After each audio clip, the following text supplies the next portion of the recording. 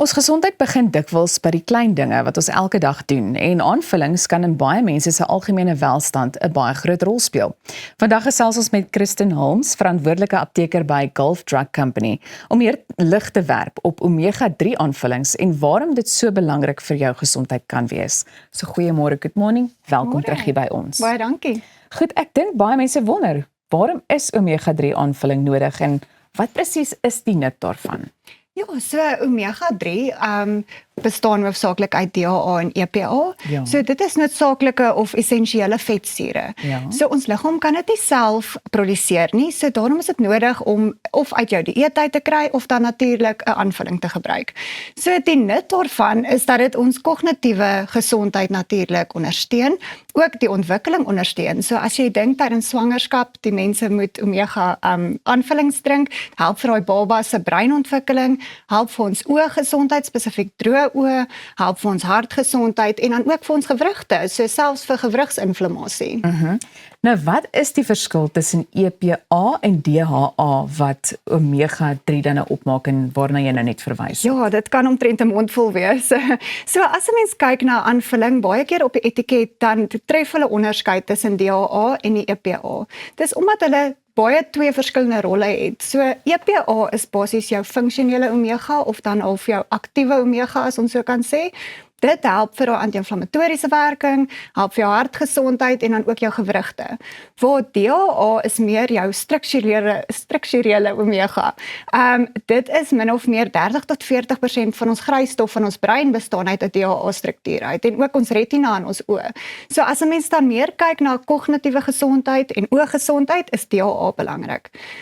Ek dink belangrik om te noem is ook ons liggame kan wel EPA en DHA na mekaar toe omskakel, maar dis nie so doeltreffend nie. So ek dink vir al die kykers of as jy 'n omega aanvulling soek, kyk wat is dit presies wat jy uit daai aanvulling verwag en dan gaan kyk jy hoeveel EPA en DHA in daai aanvulling is.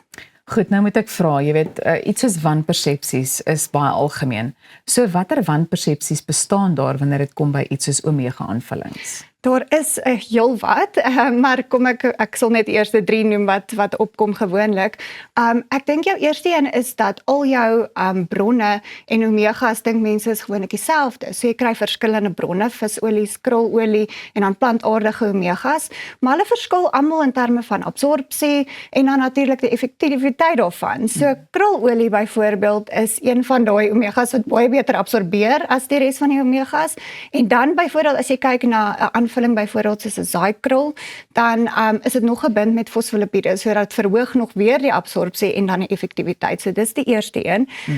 Die tweede een is dat die wanpersepsie dat omega-3 jou cholesterol gaan verlaag. So dis effens waar, maar nie heeltemal waar nie. So dit verlaag wel die trigliseriede wat daai vrye vette is in ons bloedstroom.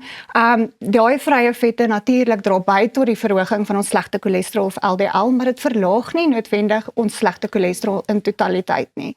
En dan ook baie mense dink dat as jy daai reflux kry of daai visserige smaak, nasmaak nadat jy 'n omega aanvulling gedrink het, dit beteken dit werk. Maar baie keer is dit die teenoorgestelde is eintlik waar daaroor, want dit beteken baie keer die aanvulling het geoksideer en dan werk hy nie meer so effektief nie.